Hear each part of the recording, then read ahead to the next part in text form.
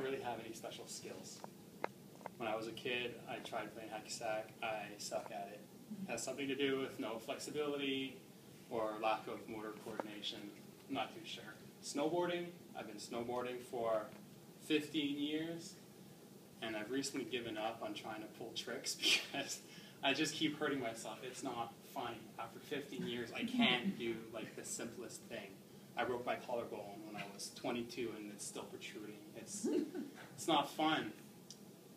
Play guitar, can't read sheet music. The list goes on and on. If you were to ask my fiance, does Dave have any special skills? She'd say, of course he does. He can fold a fitted sheet like nobody's business. It's true. I'm about as proud of that as anybody possibly could be. If you look in our closet, all the sheets perfectly lined up, corners are matching. Thing of beauty. But there's one skill in particular I have yet to nail down after years and years and years of practice. All this time, I've yet to find the secret to it. Has anyone here ever seen the movie Up in the Air with George Clooney? All right. Not quite a blockbuster, but still a pretty good movie in its own right. There's one scene in that movie that I remember particularly well and that I think about whenever I'm trying to practice this important skill. Not sure if those who have seen the movie can intuit what I'm referring to. It's that scene where George Clooney is in the airport waiting in line to go through security. You know the line I'm talking about, right? It's the one that zigzags through all the stanchions.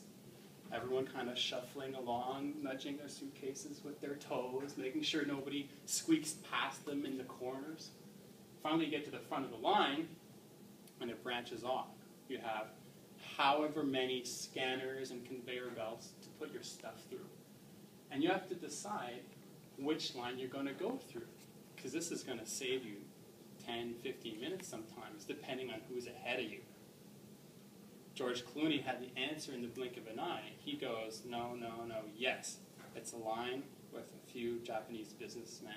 They're all standing there with their shoes already off in their hands. They have their jackets around their arms. They have their little box, all their liquids prepared, ready to go, and their carry-on luggage there placed perfectly neatly, waiting to go through the scanner. And he knew immediately, those guys, I'm following those guys. And he was through in no time at all. That's the skill I want. Imagine how much time it would save you over the course of a year. Days, maybe. There was this one time that really sticks out in my memory.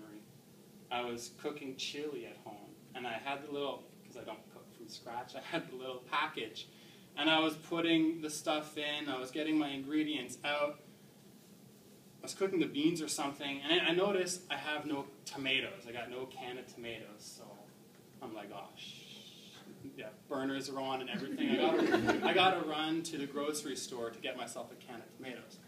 So I run to Loblaws. It's just 5 minutes away. It's fine. I'm not worried. I get there, and I get to the checkout aisles, and there are lineups. So I'm like, oh, shoot, not this again. So I look, I contemplate my options, and I choose a lineup, and I was stuck there for 20 minutes.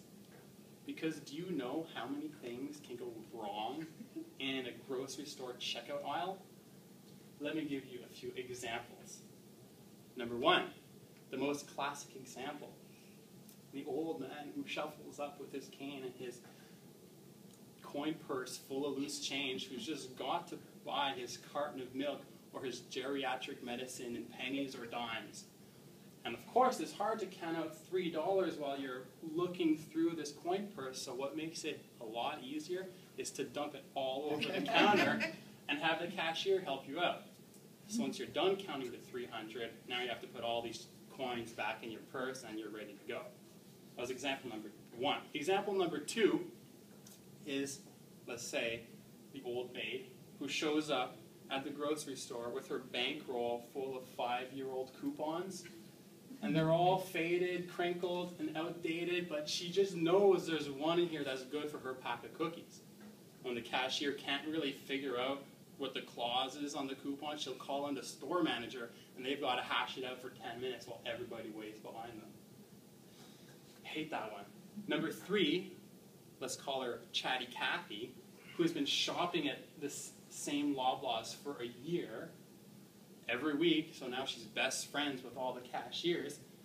And when she sees Joe in the checkout aisle, she's got to go over her brother's sister-in-law who won $50 at the casino 2 years ago and has been telling this story 50,000 times. Okay, I'm not done. 2 more. Another one. You're waiting behind somebody, it's almost your turn, and because the bag boy has left, the cashier takes it upon herself to place all the items in the bags obsessively, compulsively. And you know, the bread can't go into the milk, and the cold stuff's going to go on the bottom. If it's not right, she'll pull everything out and try again.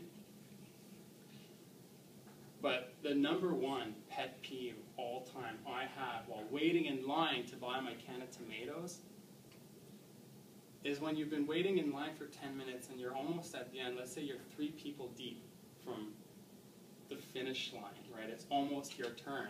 And the lineup's like 20 people long at this point. But the cashier finally realizes it's time to call in backup because she can't even see the last person, it's so deep. Well, then the backup comes, opens up a new cash register, and what does he say? He says, I can help you guys over here. Now the people at the back of the line end up being the people at the front of the line. What's up with that? I'm still working on this mystery. I don't know how to tell at a moment's glance which lineup to go in, but I know that when I finally do, I'm going to get rich because all you guys are going to pay me money to find the secret. Not only will I be rich, well, I'll have a lot more time on my hands. Madam Chair.